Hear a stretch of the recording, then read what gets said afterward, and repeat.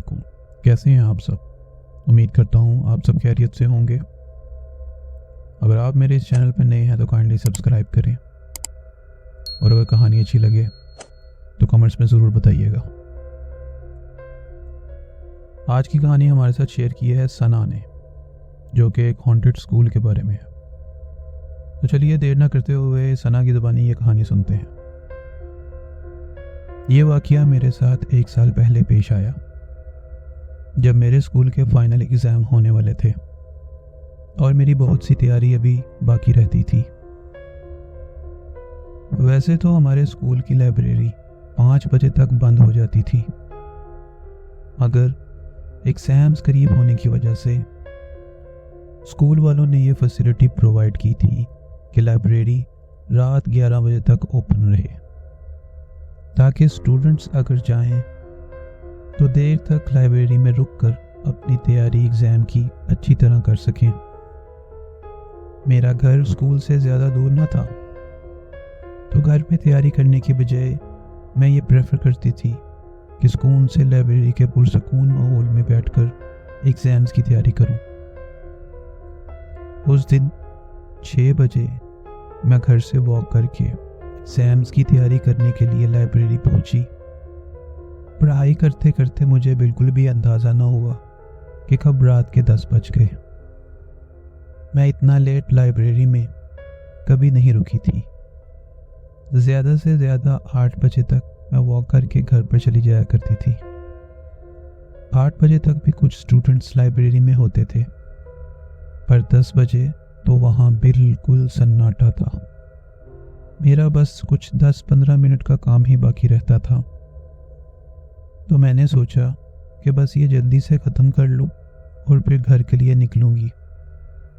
मैं पूरी तरह से अपने काम में गुम थी कि अचानक मुझे लाइब्रेरी के बाहर किसी के अजीब तरह चलने की आवाज़ें सुनाई दी। मैंने फ़ौरन अपनी किताबें उठाईं और तेज़ी से लाइब्रेरी से निकली।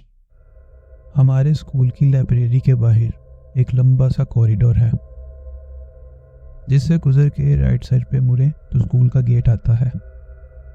मैं कॉरिडोर से गुजर के मेन गेट की तरफ तेज़ी से बढ़ रही थी कि मुझे कॉरिडोर के एंड पे कोई औरत खड़ी नज़र आई।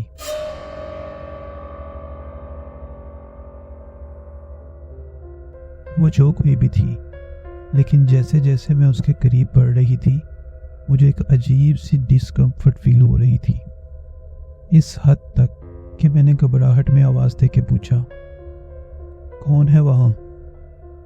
मेरे ऐसा कहते ही कुछ ही सेकंड में वो औरत वहाँ से चली गई। मैंने सुकून का सांस लिया और स्कूल के मेन डोर से बाहर निकली।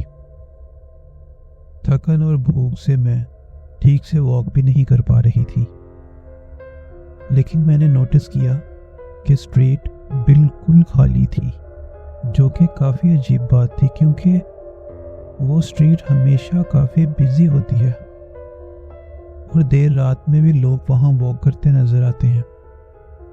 खैर, घबराहट और खौफ की वजह से मैं मुसलसल ज़मीन की तरफ देखते हुए अपने घर की तरफ जा रही थी कि अचानक मैंने ज़मीन पे किसी का बढ़ता हुआ साया देखा।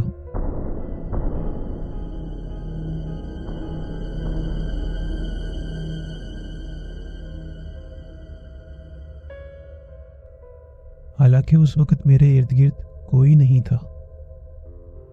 जब मैंने सर उठा के सामने देखा तो मेरे आगे एक औरत चल रही थी, पर मुझे वो थोड़ा अजीब लगी।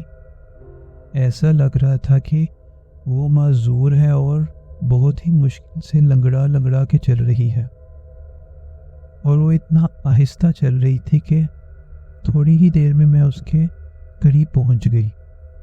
इतना करीब कि मैं उसको अपने सामने बिल्कुल साफ देख सकती थी।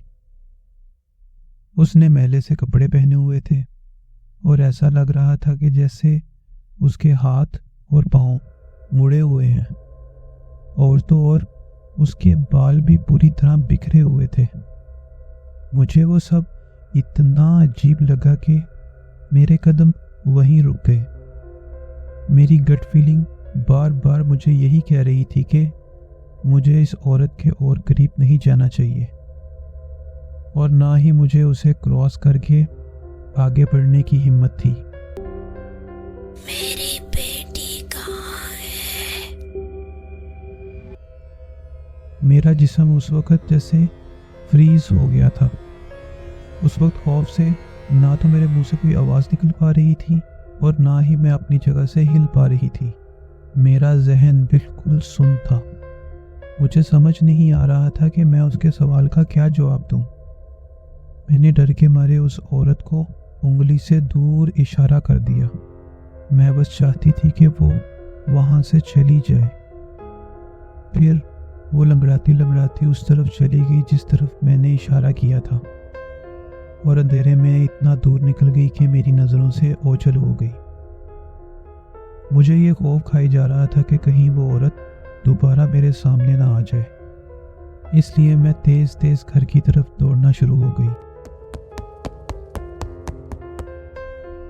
उस वक्त मेरा जहन कुछ और नहीं सोच पा रहा था सिवाय इसके कि कोई बंदा या कोई गाड़ी मुझे रोड पे नजर आ जाए जिसकी मैं मदद ले सकूं।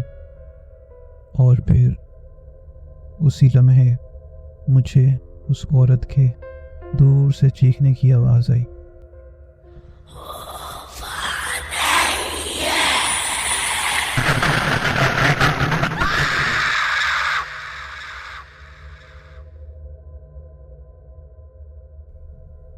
उसके बाद मुझे कुछ भी याद नहीं। जब मैं होश में आई तो मुझे पता चला कि मेरे नेबर को मैं बेहोश हालत में रोड पर मिली और उन्होंने मुझे घर पहुंचाया।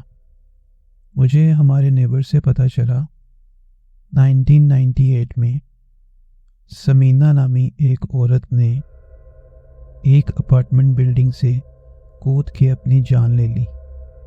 उसकी एक ही बेटी थी जिसकी उम्र 10 साल थी और वो उसी स्कूल में पढ़ती थी जिस स्कूल में मैं पढ़ती हूँ। एक दिन स्कूल में खेलते हुए किसी हादसे में उस बच्ची की मौत हो गई। समीना अपनी इकलौती बेटी की मौत बर्दाश्त नहीं कर पाई और उसने अपार्टमेंट की बिल्डिंग से छलांग लगाकर अपनी जान ले ली। तो गाइस, कैसी लगी स्टोरी? उम्मीद करता हूँ कि आपको अच्छी लगी होगी। अगर अच्छी लगी तो सब्सक्राइब करें और शेयर करें अपने दोस्तों के साथ और इस चैनल को सपोर्ट करें। अपना बहुत सा ख्याल रखिएगा। मिलते हैं अगली स्टोरी में। अल्लाह हाफिज़।